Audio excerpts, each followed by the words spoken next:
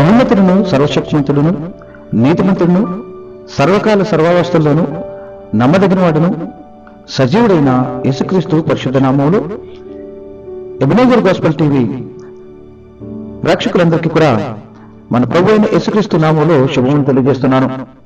సహోదరా, ఎలా ఉన్నావు? నీ ఆత్మీయ జీవితం ఎలా ఉంది? నీ ఆత్మీయ జీవితం దినదినము వర్ధిల్లుతున్నదా? దేవునిలో రోజు ఎదుగుతున్నావా? నీ ఆత్మీయ జీవితం అనేకులకు దేవునికరంగా ఉందా? సహోదరుడా, ఈ వాక్యము నీ ఆత్మీయ జీవితానికి ఎంతో ఉపయోగపడుతుందని, ఈ వాక్యం ద్వారా మీ ఆత్మలు తెప్పరిల్లుతున్నాయని ఆశిస్తున్నాను. ఈ మా ఛానల్ ద్వారా ప్రసారం అవుతున్నటువంటి వాక్యగానములు మీకు ఎంతో ఆశీర్వాదకరంగా ఉన్నాయని, వారి ద్వారా మీరు మేలు పొందుతున్నారని ఆశిస్తూ మీ కొరకు ప్రార్థన చేస్తున్నాను. మీకు ఏమైనా ప్రార్థనా అవసరతలు ఉన్నట్లయితే మాకు తెలియచేయండి. మీ కొరకు మా అనుదిన ప్రార్థనలు, వ్యక్తిగత ప్రార్థనలో కూడా మీ కొరకు ప్రార్థన చేస్తాం. ఏదైనా వాక్యాన్ని చదువుకుని కొద్దిసేపు ధ్యానం చేద్దాం. నిర్గమకాండం 27వ అధ్యాయం 2వ వచనంలో రాయబడినట్టుగా, దాని అనగా బలిపెట్టుకు 4 మూలలను దానికి కొమ్ములను చేయవలను, దాని కొమ్ములు దానితో ఏకాండముగా ఉండవలను, దానికి ఎత్తడి రేకు పొదిగింపవలను. సహోదరుడా, బలిపీఠ కొమ్ములు అనే ఈ అంశంలో చాలా శ్రేష్టమైన ఆత్మీయ భావాలు ఉన్నాయి. బలిపీఠము యేసుక్రీస్తు ప్రభు యొక్క శిలువ బలియాగమునకు ఛాయారూపంగా ఉన్నది. ఈ విషయాన్ని మనం నిర్గమకాండం 20వ అధ్యాయం 24, 25 వచనాల్లో తెలుసుకోవచ్చు.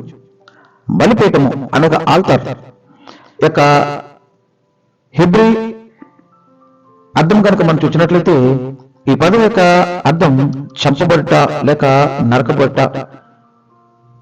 అని అర్థమవుతుంది. అలాగే ఆల్తార్ యొక్క లాటిన్ మీనింగ్ కనుక మనం చూసినట్లయితే, ఉన్నత స్థలము లేదా ఎత్తైన స్థలము అని అర్థం. ఇది ఉన్నతమైన క్రీస్తు బలియాగాన్ని తెలియజేస్తుంది. అయితే ఇంత ఉన్నతమైన క్రీస్తు బలియాగం యొక్క అద్భుతమైన ప్రభావం సర్వలోకానికి వెళ్ళాలంటే అది బలిపీఠపు కొమ్ముల్లాగా ద్వారా మాత్రమే సాధ్యం. కారణం, ఈ బలిపీఠపు కొమ్ములు ప్రభు అయిన యేసుక్రీస్తుని సూచిస్తున్నాయి. ఆదికాండం 22వ అధ్యాయం 13వ వచనంలో మనం చూసినట్లయితే, అప్పుడు అబ్రహాము కన్నులెత్తి చూడగా పొదల్లో కొమ్ములు తగులుకొని ఉన్న ఒక పొట్టేలు వెనుక తట్టున కనపడను. ఆ పొట్టేలు యేసుక్రీస్తు వారికి సాదృశ్యంగా ఉంది. లోకమనే పొదలకు చిక్కబడాలంటే కొమ్ములు ముఖ్యం. అప్పుడే ఆయన బలియాగం జరిగి ఇస్సాకు మాదిరిగా మనకు విమోచన లభించేది. అందువలన బలిపీఠపు కొమ్ములను ధ్యానం చేయడం ఎంతో ఆశీర్వాదకరం. బలిపీఠం యొక్క 4 మూలల వద్ద ఏకాండముగా చేయబడిన 4 కొమ్ములు ఉన్నాయి. ఆ కొమ్ములు బలిపీఠంతో ఏకాండముగా చేయబడవలనని దేవుని ఆజ్ఞ. అదే ఈ రోజు మనం చదువుకున్న వాక్యం. ఏకాండము అనగా వేరు చేయలేనిది, అనగా బలిపీఠం నుండి వేరు చేయలేనివి అని అర్థం. క్రీస్తు బలియాగం ద్వారా విడుదలకి ప్రభావాన్ని ఎవరు వేరు చేయలేనిది, అనగా ఆపలేనిది. క్రీస్తు తన తండ్రితో ఎలాగైతే ఏకమై ఉన్నాడో మనం కూడా క్రీస్తు ఏకమై ఉండవాలని యోహాను సువార్త 17వ అధ్యాయం 22వ వచనంలో, అలాగే యోహాను సువార్త 15వ అధ్యాయం 5వ వచనం ద్వారా మనం తెలుసుకోవచ్చు. చచ్చౌకంగా ఉన్న బలిపీఠం మీద ఈ కొమ్ములు సమానంగా అమర్చబడినవి, అనగా అన్ని వైపులా పొడవు, వెడల్పు, ఎత్తులు సమానంగా బలిపీఠము సర్వమానవాళి ఎడల సమాన ప్రేమ కలిగిన యేసుక్రీస్తు ప్రభు యొక్క శిలువ బలియాగమునకు సాదృశ్యంగా ఉన్నది. దేవుడు ఏ భేదము చూపించగా అందరినీ సమానంగా ప్రేమించేవాడని పేతురు తన అనుభవపూర్వకంగా గ్రహించాడు. అపొస్తలుల కార్యములు 10వ అధ్యాయం 34వ వచనంలో మనం ఈ అనుభవాన్ని గుర్తు చేసుకోవచ్చు. బలిపీఠంతో పాటుగా కొమ్ములు తుమ్మకరతో చేయబడినవి. పరిశుద్ధ గ్రంథంలో ఎన్నో విలువైన దేవదారు, సల్ల, చందనపు కర్రలు, ఎన్నో ఉండగా తృణీకరింపబడిన ఎన్నికలేని విలువలేని తుమ్మకాలతో ఇవి చేయబడ్డాయి. ఇది ప్రభు యొక్క మానవ స్వభావమును దీనత్వమును చూపిస్తుంది. ఫిలిప్పీ పత్రిక 2:6 ఈ విషయాన్ని మనం తెలుసుకోవచ్చు. బలిపీఠ కొమ్ములు ఇత్తడి రేపుతో పలకబడినవి. ఇత్తడి తీర్పును సూచిస్తుంది. ప్రభు అన్యాయపు తీర్పు పొందినవాడే కొనుక్కోబడినని యెషయా 53:8 రాయబడింది కదా. ఆ ప్రభు మన స్థానంలో నిలిచి అన్యాయపు తీర్పు పొందాడు. ఈ బలిపీఠ కొమ్ములను గురించి 7 ప్రాముఖ్యమైన సత్యాలను ఈ విధమున మనం నేర్చుకున్నాం. మొదటిది, బలిపీఠ కొమ్ములు 4 దిక్కులను సూచిస్తున్నాయి. ఈ 4 కొమ్ములు బయటకు వంచబడి అనగా కొమ్ముల యొక్క చివర్లు వెలుపలకు తిరిగి ఉన్నాయి. అనగా భూమి యొక్క 4 దిక్కులను ఈ కొమ్ములు తమ వైపుకు ఆహ్వానిస్తూ ఉన్నాయి. ఈ బలిపీఠం మీద జరిగిన దహన బలి ప్రభావం బలిపీఠపు కొమ్ముల ద్వారా భూమి యొక్క 4 దిక్కులకు వెళ్ళుచున్నది. అందుకనే ప్రభు చెప్తున్నాడు కదా, మత్తయి సువార్త 11:28 ప్రయాసపడి భారం మోసుకుంటున్న సమస్త జనులారా నా యొద్దకు రండి, నేను మీకు విశ్రాంతి కలుగజేతును. అదేవిధంగా లూకా 13:29 ప్రకారం, మరియు జనులు తూర్పు నుండి, పడమటి నుండి, ఉత్తరము నుండి, దక్షిణము నుండి వచ్చి దేవుని రాజ్యమందు కూర్చుందురు అని రాయబడింది. మనం పరిశీలించినట్లయితే యెషయా గ్రంథం 5:26 ఆయన దూరముగా ఉన్న జనములను పిలుచుటకు ధ్వజమునెత్తును, భూమాంతం నుండి వారిని రప్పించుటకు ఈలగొట్టును, అదిగో వారు త్వరపడి వేగముగా వచ్చుచున్నారు అని రాయబడింది. ప్రియ సహోదరుడా, ఈ కొమ్ములు 4 దిక్కులను సూచిస్తున్నాయి. 4 దిక్కులున్న ప్రజలను ఆకర్షించడానికి ఇవి ఏర్పాటు చేయడం జరిగిందని మనం మొదటి పాఠంగా నేర్చుకున్నాం. ఇక రెండవ పాఠం రెండో అంశంగా చూసినట్లయితే బలిపీఠ యొక్క కొమ్ములు శక్తిని సూచిస్తున్నాయి. కొమ్ము బలమునకు శక్తికి సదృశ్యంగా ఉన్నది. కొమ్ముకున్న శక్తి జనులను భూమి అంతములకు తోసివేయగలదు అని ద్వితీయోపదేశ కాండం 33:17 మనం చూడవచ్చు. అతని వృషభమునకు మొదట పుట్టిన దానికి ఘనత కలదు.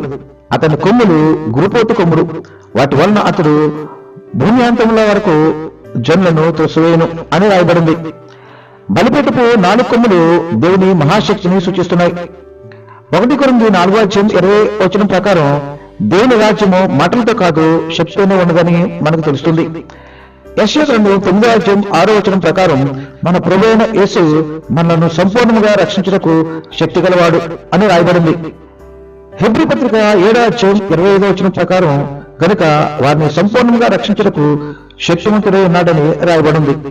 శక్తివంతమైన గొర్రెపిల్ల 7 కొమ్ములు సాతాను యొక్క 10 కొమ్ములను జయించును.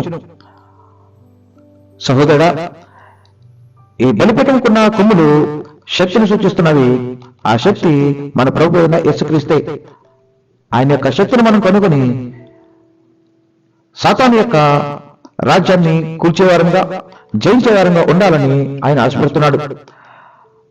మూడో అంశాన్ని కనుక మనం పరిశీలించినట్లయితే బలిపీఠం కొమ్ములు రక్షణను సూచిస్తున్నాయి. జంతువులను దహన బలిగా ఈ బలిపీఠం మీద అర్పించి వాటి రక్తమును బలిపీఠం యొక్క కొమ్ముల మీద ప్రోక్షించేవారు.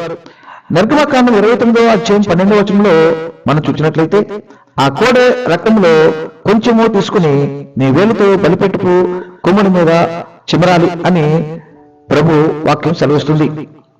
ఈ రక్తం ప్రాయచిత్తార్థమైన పాప పరిహారార్థ బలి రక్తము. ఈ క్రీస్తు రక్తం కొమ్ములకు పోయబట్ట వలన బలిపీఠం కొమ్ములు రక్షించు శక్తి కలిగినవి అవుతున్నాయి. అందుకే యేసు అని కొమ్మును అనగా రక్షణ శృంగము అని పిలిచారు. లూకా సువార్త 1:70 మనం ఈ విషయాన్ని చూడొచ్చు. 4 వైపులా ఉన్న బలిపీఠం యొక్క కొమ్ముల మీద ఉన్న రక్తం దేవుడు భూమి మీద 4 దిక్కులా ఉన్న ప్రజలను రక్షించుటకు శక్తి కలిగిన వాడు అన్న సత్యమును మనకు తెలియజేస్తున్నాయి.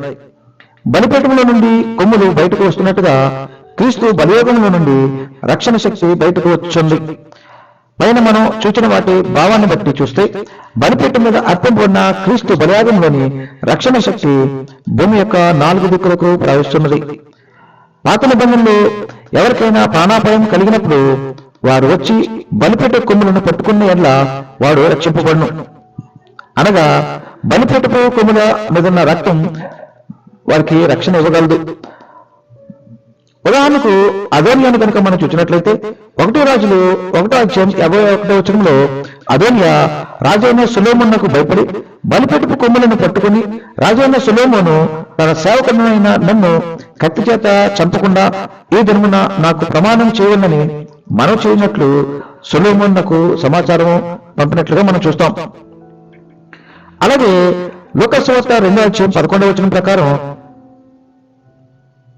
పాపమనే ఆరని నిత్యాగ్ని గుండానికి తరంబడుచున్న మానవుడు కేవలం బలిపీఠపు కొమ్ములకు సదృశ్యమైన యేసు రక్షణ శక్తి ద్వారా మాత్రమే కాపాడబడగలడు. మనకు తెలుసు లూకా సువార్త 2:11 ప్రకారం యేసు అనగా రక్షకుడు అని. ఇక 4వ విషయాన్ని కనుక మనం పరిశీలించినట్లయితే బలిపీఠపు కొమ్ములు సువార్త ప్రకటనను సూచిస్తున్నాయి. కొమ్ము బోర సువార్త ప్రకటనను తెలియజేస్తుంది. సకల ప్రజలను తమ వైపు పిలుచుచున్నది. పాత నిబంధన కాలంలో ఇశ్రాయేళ్ల పండుగల్లో కొమ్ము బోర్ల పండుగ అని ఉంది. దీన్ని శృంగదొన్ల పండుగ అని అంటారు. లేవికాండము 25:9 ప్రకారం 7వ నెల 10వ నాడు మీరు స్వదేశమంతటా శృంగనాదము చేయవలను. ప్రాయశ్చిత్తార్థ దినమున మీ దేశమంతటా ఆ శృంగనాదము చేయవలను అని రాయబడింది. ఆ శృంగధ్వనిని ఎరిగిన ప్రజలు ధన్యులు. కీర్తనకారుడు 89వ సంకీర్తన 15వ చరణంలో ఈ విధంగా సెలవిస్తున్నాడు: శృంగధ్వనులను ఎరుగు ప్రజలు ధన్యులు, యెహోవా నీ ముఖకాంతిని చూచివారు నడుచుకుంటున్నారని. కొమ్ము బోర్లను ఊది ప్రకటన చేయడానికి అనేకమైన కారణాలున్నాయి. ఈ కొమ్ము బోర్లు యుద్ధానికి ప్రకటన చేయొచ్చు. ప్రజలను సమకూర్చి ముందుకు సాగిపోవడానికి కొమ్ము బోర్లను ఊదుతారు. రాజు అధికారం రావడానికి ఈ కొమ్ము బోర్లను ఊదుతారు. పండుగ మరియు ఉత్సవ సమయం నందు కూడా కొమ్ము బోర్లను ఊదుతారు. దేవునికి మహిమ ప్రభావం వెల్లడి కావడానికి, భక్తిహీనుల మీద తీర్పు తీయడానికి ఈ కొమ్ము బోర్లను ఊదినట్టుగా పరిశుద్ధ గ్రంథంలో మనం చూడవచ్చు. 5వ అంశాన్ని కనుక మనం పరిశీలించినట్లయితే బలిపీఠ కొమ్ములు విజయాన్ని చూపిస్తున్నాయి. కొమ్ము బోర్లు విజయానికి సదృశ్యం. ఎరుకో ప్రాకారములు కూలటానికి ఇశ్రాయేలు పొట్టేలు కొమ్ము బోర్లను పట్టుకుని వదగా ప్రాకారాలు కూలినట్టుగా మనం చూడొచ్చు. యెషయా గ్రంథం 6:13-20 మనం పరిశీలించినట్లయితే ఈ విషయం మనకు అర్థమవుతుంది. కొమ్ము బోర్లు వదగా అద్భుత విషయం ఎరుకో మీద అనుగ్రహింపబడింది. బలిపీఠం కొమ్ముల్లో నుండి భూతగంధముల వరకు ప్రవహిస్తున్న స్వార్థలోని యేసు రక్తమే విజయమును మనకు ఇస్తుంది. అవును, విజయం ఇచ్చేది కొమ్ముల్లో నుండి ప్రవహిస్తున్న యేసు రక్తమే. 2 కొరింథీ 2:14 ప్రకారం మా ద్వారా ప్రతి స్థలం నందును క్రీస్తును గుర్చిన జ్ఞానము యొక్క సువాసనను కనపరచుచు ఆయన యందు మమ్మను ఎల్లప్పుడూ విజయోత్సవంతో ఊరేగించుచున్న దేవునికి స్తోత్రము. 1 యోహాను 5:4 ప్రకారం దేవుని మూలంగా పుట్టిన వారందరూ లోకమును జయించుదురు, లోకమును జయించిన విజయము మన విశ్వాసమే. అదేవిధంగా రోమపత్రిక 8:37 ప్రకారం అయినను మనల్ని ప్రేమించిన వాని ద్వారా మనం వీటన్నిటిలో అత్యధిక విజయం పొందుతున్నాము అని రాయబడింది. ఈ సహోదరుడా, ఈ కొమ్ములు విజయాన్ని ఇస్తున్నాయి. ఆ కొమ్ముల ద్వారా ప్రభువు చేసిన గొప్ప ఆశ్చర్యక్రియలు ఏమిటంటే ఆయన రక్తమే మన కొరకు ఈ విజయాన్ని సమకూరుస్తుంది. 6వ అంశాన్ని కనుక మనం పరిశీలించినట్లయితే కొమ్ము అభిషేకాన్ని సూచిస్తుంది. కొమ్ము తైలము రాజులను, యాజకులను అభిషేకిస్తుంది. కొమ్ముల్లో నుండి బయలువెడుచున్న సువార్త ద్వారా పరిశుద్ధాత్మ తైలం ఈనాడు అనేకులను అభిషేకిస్తుంది. 1 రాజులు 1:39 ప్రకారం యాజకుడైన సాదోకు గుడారంలో నుండి తైలపు కొమ్మును తెచ్చి సొలొమోనుకు పట్టాభిషేకం చేసినట్టుగా మనం చూడొచ్చు. అదేవిధంగా జకర్యా 4:1 కనుక మనం పరిశీలించినట్లయితే 2 బంగారు కొమ్ములు సువర్ణ తైలమును కుమ్మరించుచున్నవి. అనగా 15 సంవత్సరాల నుండి ఆగిపోయిన దేవుని మందిర పని తిరిగి ఆరంభించాలంటే జెరుబ్బేలు మరియు యెహోషువ లాంటి అభిషిక్తులైన దైవజనులు బాధ్యత వహించి పని జరిగించవలసి ఉన్నది. కొమ్ముల్లో ఉన్న నూనె ద్వారా వెలిగింపబడిన, అభిషేకించబడిన దైవజనులు లేకపోతే దేవుని మందిరపు పని పూర్తి కాదు. ఈ దినాల్లో కూడా బలిపీఠపు కొమ్ముల్లో నుండి ప్రవహిస్తున్న ఆత్మతైలం అనేకులను అభిషేకించు పరిశుద్ధ సంఘమును కట్టుచూ ఉంది. ఈనాడు జెరుబ్బయేలు, యోషువ లాంటి దైవజనుల నుండి ప్రవహిస్తున్న ఆత్మ సంబంధమైన స్వాత ప్రవాహం అనేకులను పురుగొల్పుచు సంఘమును కట్టుచున్నది. జకర్యా 4:12 రాయబడినట్టుగా 2 బంగారపు కొమ్ముల్లో నుండి సువర్ణ తైలమును కుమ్మరించు ఒలివ చెట్లుకున్న 2 కొమ్ములను ఏమిటా అని నిన్నతన్ని అడుగుగా అని రాయబడింది. తైలాభిషేకమైన దైవజనులు సువార్తను ప్రకటిస్తూ సిద్ధాంతం తప్పులను, క్రైస్తవ విరుద్ధ ప్రవర్తనను బహిర్గతం చేస్తూ వాటిని ఖండించే బైబిల్ సత్యాల విషయంలో రాజీపడరు. అభిషేకం పొందిన దైవజనులు గద్దించి మనకు బుద్ధి చెప్పినప్పుడు వారిని తిరస్కరించాల్సిన శత్రువులా కాకుండా వారు నిజమైన స్నేహితుల యథార్థమైన శ్రద్ధతో వారు చెప్పుకున్న మాటలను వినాలి. దైవ ప్రేరేపిత అంతర్దృష్టితో కీర్తనకారుడు ఇలా రాస్తున్నాడు. 141వ సంకీర్తన 5వ చరణంలో, నీతిమంతుడు నన్ను కొట్టుట నాకు ఉపకారము, వారు నన్ను గద్దించుట నాకు తైలాభిషేకము, నేను అట్టి అభిషేకమును త్రోసివేయకుందును అని కీర్తనకారుడు సెలవిస్తున్నాడు. 7వ అంశాన్ని కనుక మనం పరిశీలించినట్లయితే, బలిపీఠపు కొమ్ములకు బలి పశువులను కట్టివేయుదురు. అవును, అలనాడు పాత నిబంధనలో బలి పశువును తాళ్లతో బలిపీఠము కొమ్ములకు కట్టివేసేవారు. 118వ సంకీర్తన 27వ చరణం కనుక మనం పరిశీలించినట్లయితే, యెహోవా దేవుడు ఆయన మనకు వెలుగు అనుగ్రహించి ఉన్నాడు, ఉత్సవ బలి పశువులను తాళ్లతో బలిపీఠపు కొమ్ములకు కట్టడి అని వాక్యం సెలవిస్తుంది. ఇప్పుడు క్రీస్తు విశ్వాసులే బలి పశువులు, వారు బలిపీఠపు కొమ్ములకు కట్టవలసి ఉన్నది. రోమపత్రిక 12:1 ప్రకారం, కాబట్టి సహోదరులరా, పరిశుద్ధమును దేవునికి అనుకూలమునైన సజీవ యాగముగా మీ శరీరములను ఆయనకు సమర్పించుకోండి అని వాక్యం తెలియజేస్తుంది. ఆనాడు యేసుక్రీస్తు వారు మేకులతో సిలువకు వదిలింపబడి ఉన్నారు. యేసుక్రీస్తు వారి యొక్క ప్రేమ అనేక బంధకాలతో తనను తాను సిలువకు ఎలాగో కట్టివేసుకున్నాడో మనం ఆయనకు పూర్తిగా శాశ్వతంగా ప్రేమ అనే తాళ్ళతో కట్టేసుకున్నాం. కట్టివేయబడిన బంధకం నుండి బలి పశువు తప్పించుకుంటానికి వీలు కానట్లు మన యెడల ఆయనకున్న ప్రేమ నుండి తప్పించుకోవడానికి వీల్లేదు. ఆయన ప్రేమ అనే పాశం ఎంత బలమైనది! నీవు క్రీస్తుకు బంధించబడకపోతే సాతాను నిన్ను బంధించి నరకానికి తీసుకుని పోతాడు. గ్రహించు సుమా, ఆయన నుంచి వదిలించుకోవడానికి సంపూర్ణంగా అంకితమైన స్థితి నుండి దిగజారిపోవడానికి ఎప్పుడూ ప్రయత్నించకుండా ఉన్నాం. ఈనాడు మనము కూడా బలిపీఠపు కొమ్ముల నుండి భూమి 4 దిక్కులకు ప్రవహిస్తున్న సువార్త సత్యమును తాళ్లతో కట్టబడి సువార్త శక్తితో బలపరచబడి ఆయన యొక్క అద్భుతమైన కాపుదలను అనుభవిస్తూ నశించున్న ఆత్మలకు సువార్త బోర వదులుతూ విజయవంతమైన ఆత్మీయ జీవితంలో ఎల్లప్పుడూ దేవుని కృపలో ముందుకు సాగిపోవాలని ప్రార్థన చేద్దాం. ఆ విధంగా సాగిపోవడానికి దేవుడు తన కృపను ధన్యతను మనకు అనుగ్రహించిన గాక. దేవుడు మిమ్మలను ఈ దినవందు బహుగా దీవించి ఆశీర్వదించును గాక. ఆమేన్. ప్రార్థన చేసుకుందాం. సర్వశక్తిమంతుడా, కృప కలిగిన శ్రేయాన్ని కొందనాలు. నీ మహాకృపను బట్టి మరొక దినమందు నీ వాక్యాన్ని ధ్యానం చేయడానికి కృపనిచ్చే నీకు స్తోత్రాలు తండ్రి. ఎంతో గొప్ప భాగ్యాన్ని మాకు అనుగ్రహించే నీకు స్తోత్రాలు తండ్రి. బలిపీఠపు కొమ్ములను కూర్చి ధ్యానం చేశాను శ్రేయ. ఆ బలిపీఠపు కొమ్ములు మమ్మల్ని పిలుస్తున్నవి. దానికి లోబడి మీ శక్తిని పొందుకుని జయజీతం పొందేవారుగా మమ్మల్ని సిద్ధపరచండి.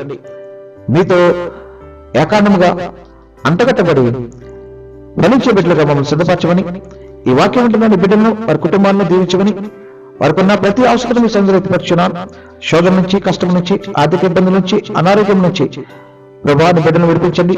ప్రత్యేకించి నీతో అంటగట్టబడి నీలో ఫలించిన బిడ్డలుగా, నీతో సాహసం చేసేవారుగా, నీ అందు నిలిచిండి వారికి ఏది కావాలో అది అడిగి పొందుకునే బిడ్డలుగా సిద్ధపరచండి. నూతన సంవత్సరం ఐక్యతం పొందిన బిడ్డలను దీవించండి, ఆశ్రయించండి. ప్రతిష్టలో ఉన్న బిడ్డలను దీవించండి, ఆశీర్వదించండి. వారి ప్రతిష్టను జ్ఞాపకం చేసుకోండి ప్రభావ. వారు చేర్చిన ప్రార్థనకు ప్రభావ తగిన ప్రతిఫలం దయచేయమని అడుగుచున్నాను. కృప చూపించండి. శోధన నుంచి, కష్టం నుంచి, ఆపద నుంచి నిబిడలను తప్పించి విడిపించి మహిమగంత ప్రభావాలు పొందమని ఈ ప్రార్థన మా ప్రభువును రక్షకుడైన యేసుక్రీస్తు ద్వారా మీకు బతిలాడి వేడుకుంటున్నాం తండ్రి. ఆమేన్. మన దేవుని ప్రేమయు, రక్షకుడైన యేసుక్రీస్తు కృపయు, పరిశుద్ధాత్మ సహవాసము మీకందరికీ తోడైండును గాక. ఆమేన్.